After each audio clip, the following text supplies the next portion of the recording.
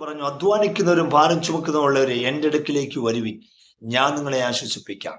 യേശുവിന്റെ അടുക്കിലേക്ക് വരുന്നവന് ആശ്വാസം കൊടുക്കുവാൻ ദൈവം ശക്തനാണ്.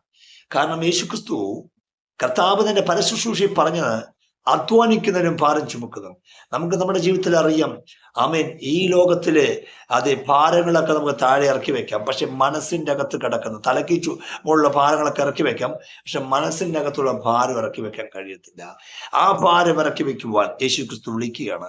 തന്റെ അടുക്കിലേക്ക് വരുന്നവരുടെ ഭാരങ്ങൾ യേശു എടുത്തു മാറ്റിയിട്ടുണ്ട്. അത് മരിക്കാൻ വേണ്ടി പോയിരിക്കുന്ന വ്യക്തിയുടെ മരണത്തെ ദൈവം മാറ്റിയിട്ടുണ്ട്.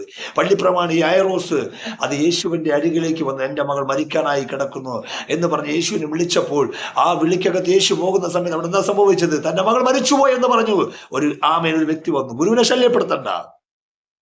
യേശു ക്രിസ്തു അവനോട് പറഞ്ഞ വാക്കുന്നത്, നീ വിശ്വസിക്കുക മാത്രം ചെയ്ത് നിന്റെ മകൾ ജീവിക്കുമെന്ന്. അവിടെ ചെന്ന് നോക്കിയപ്പോൾ അവിടെ എന്താ ഉണ്ടായത്?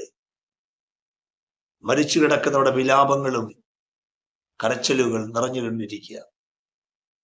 യേശു അവിടെ പറഞ്ഞൊറ്റ വാക്കാണ്, ആ കുഞ്ഞിനെ കിടക്കുന്ന സ്ഥലത്ത് പോയി ചെന്ന് അവന്റെ അമ്മയും അപ്പനെയും, ആ കുഞ്ഞിന്റെ അമ്മയും അപ്പനെയും അകത്ത് കയറ്റി, ശിഷ്യന്മാരും കയറ്റി യേശു ആ കുഞ്ഞിന്റെ കൈക്ക് പിടിച്ചു കൊണ്ടുവന്നു. പാലെ എഴുന്നേൽക്കാന്ന് പറഞ്ഞപ്പോൾ മരിച്ചവൻ ജീവിച്ചിരുന്നു. ഞാൻ പറയട്ടെ, ആ ഭാരങ്ങളെ മാറ്റുവാൻ, ആ ഭാരം ഏത് ലോകത്തൊരു മനുഷ്യന് മാറ്റാൻ കഴിയത്തില്ല.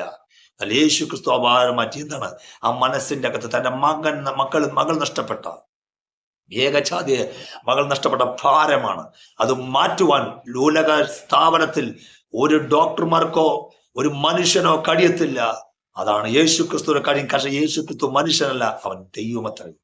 അവൻ അത്ഭുത മന്ത്രി, വീരണ ദൈവ, നിത്യപിതാവ്, സമാധാന പ്രഭുവത്രേ. അവൻ ആശ്രയിക്കുമ്പോൾ ഞങ്ങളുടെ ജീവിതത്തിലും അത് വരുമെന്ന് ഞാൻ വ്യക്തമായി വിളിച്ചു പറയട്ടെ. God bless.